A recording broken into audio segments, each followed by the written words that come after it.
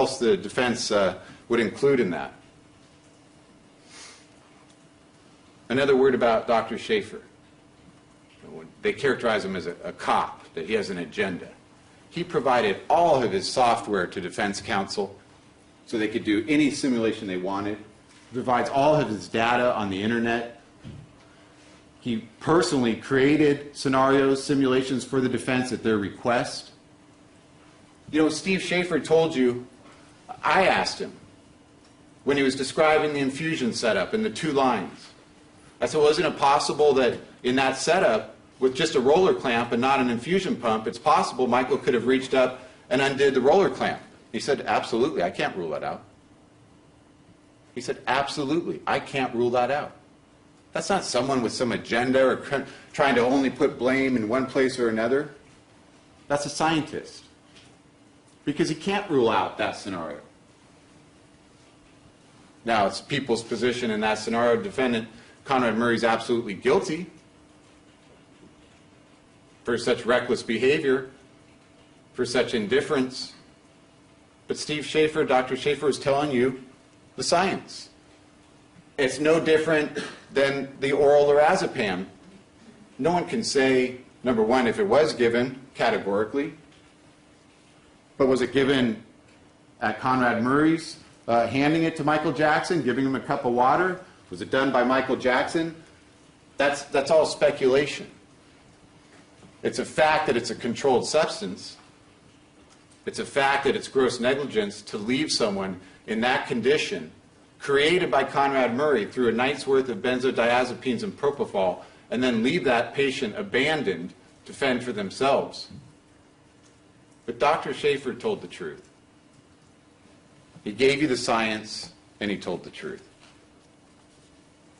The issue of fingerprints.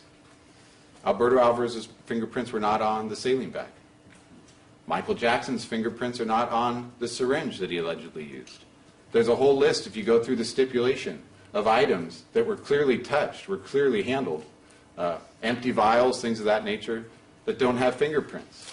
You don't always get fingerprints. It depends on oils, perspiration, different things. You don't always get fingerprints. But again, Alberto Alvarez's prints are not on the saline bag. Michael Jackson's fingerprints aren't on the syringe. You don't always get fingerprints. People's 30, we did get a fingerprint. And that's Conrad Murray's on the 100 milliliter vial of propofol that was found in the saline bag.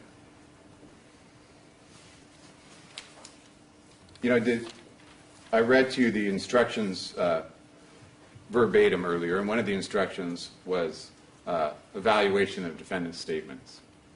And when you evaluate the truthfulness of the defendant's statements, think about the deception and lies that have been told through numerous witnesses in this case by Dr. Murray. To Kenny Ortega commenting, Conrad Murray commenting that he was in perfect health, leave it to me, when Conrad Murray knew exactly the opposite was true. Same statement made to Paul Gongaware, that he was in good health, leave it to me, when he knew exactly the opposite was true. To Randy Phillips, to Kathy Jory, telling Miss Jory during their contract negotiations that Michael was in great health. No mention of anything that was going on behind closed doors. The email that you saw earlier to Bob Taylor in London, where he's commenting that any of these issues raised in the media are not true. To paramedics Seneff and Blunt and the other paramedics that responded, when Conrad Murray willfully denied them the information they requested and willfully denied and failed to mention that propofol was given. To Dr. Cooper and Dr. Wynn, when specifically asked what had happened, when specifically asked what had been given, and he lied. He didn't overlook it. That is insulting to your intelligence. He lied. He lied because there's consciousness of guilt, and he's looking out for himself. He lied to Tim Lopez, saying it was going to be the shipments were going to his clinic in Los Angeles. Defense counsel can't even understand the relevance of Nicole Alvarez's testimony. the propofol shipments, the 4 gallons of propofol were shipped to her apartment. Her apartment that was represented to Tim Lopez as a medical clinic. Surely, Conrad Murray must have lied to Michael Jackson when he ensured that he would be safe. Conrad Murray lied when he said that he insisted on an autopsy. You heard from Dr. Cooper. She said there was an unknown cause of death. It had to be an autopsy case. It had to be a coroner's case. Conrad Murray played no role in that decision whatsoever. Conrad Murray, when you look at his interview, says he got a social team together, a social welfare team, because he was concerned about the family. Dr. Cooper explained to you how that works. That's a UCLA protocol. It had nothing to do with Conrad Murray. Conrad Murray relays that he pulled Michael Jackson's mother aside and pulled his chair up close to her and asked if there was anything he could do. And she asked what happened. He didn't know. This grieving mother, still in one of the rooms at UCLA, just looking for answers after Michael Jackson had been pronounced dead. And he pulled his chair up close, those were his words, and he looked at Mrs. Jackson and said he didn't know.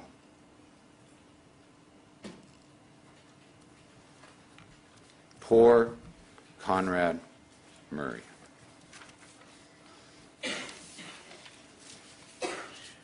Ladies and gentlemen, the law is very clear on the issues of causation. And the defense theory that Michael Jackson self-administered is not an unforeseen or extraordinary occurrence. Again, from Conrad Murray's own statement, he described Michael as having a dependency issue on this drug.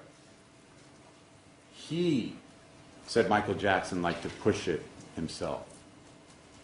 And he is the one that gave Michael Jackson the Valium, the midazolam, the lorazepam, and the propofol, and abandoned Michael Jackson. The people cannot prove exactly what happened behind those closed doors. As I stated earlier, Michael Jackson could give answers, but he is dead. But you know what was happening every night. You know the volume of propofol that was being shipped. You know what was and was not found. And you know Michael Jackson died from propofol intoxication. A natural and probable consequence, a foreseeable, predictable consequence. That is why you don't give propofol in a bedroom. Every doctor agreed on that. There is nothing unusual or unpredictable about what happened.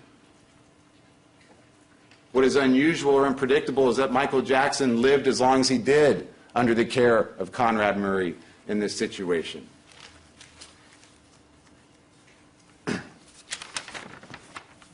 Ladies and gentlemen, if Conrad Murray felt so deeply for Michael Jackson, if he felt so much for his welfare,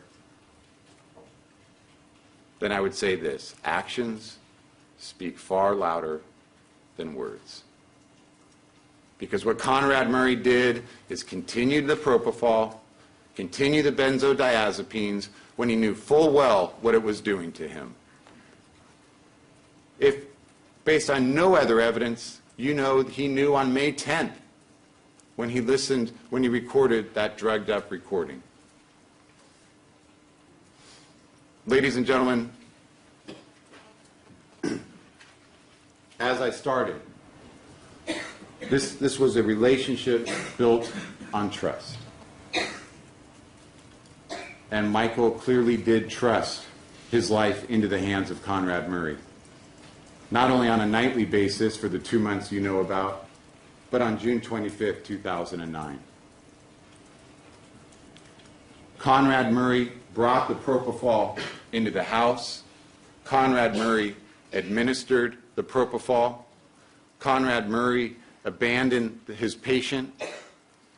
Conrad Murray failed to provide any monitoring equipment, resuscitative equipment, backup personnel. Conrad Murray failed to call 911. Conrad Murray is criminally liable for the death of Michael Jackson, not because it is Michael Jackson, but because Conrad Murray acted with criminal negligence. He was a substantial factor in the death of Michael Jackson. And I ask you to consider all the evidence in this case, to apply the law that the judge gave you, to work together as jurors and go through the evidence.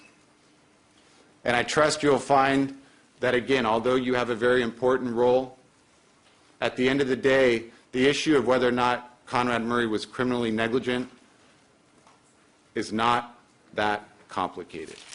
This type of medical care has never been seen. This was a pharmaceutical experiment in a bedroom.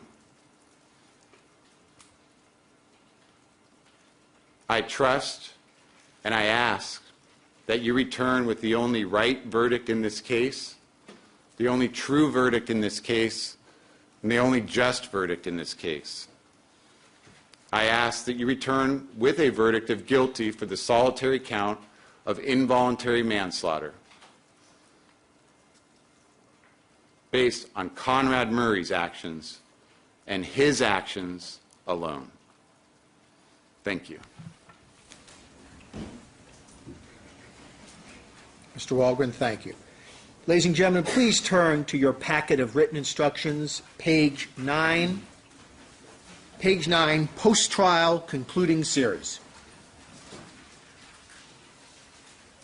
I'll give you a moment.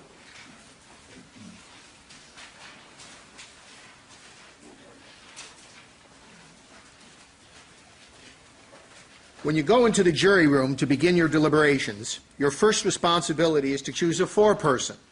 The foreperson should see to it that your discussions are carried on in an organized fashion, that every juror has a fair opportunity to express opinions, and that each juror is treated with respect and dignity. It is your duty to talk with one another and to deliberate in the jury room. You should try to agree on a verdict if you can. Each of you must decide the case for yourself, but you should do so only after you have discussed the evidence with the other jurors. Do not hesitate to change your mind if you become convinced that you are wrong. However, do not change your mind just because other jurors disagree with you.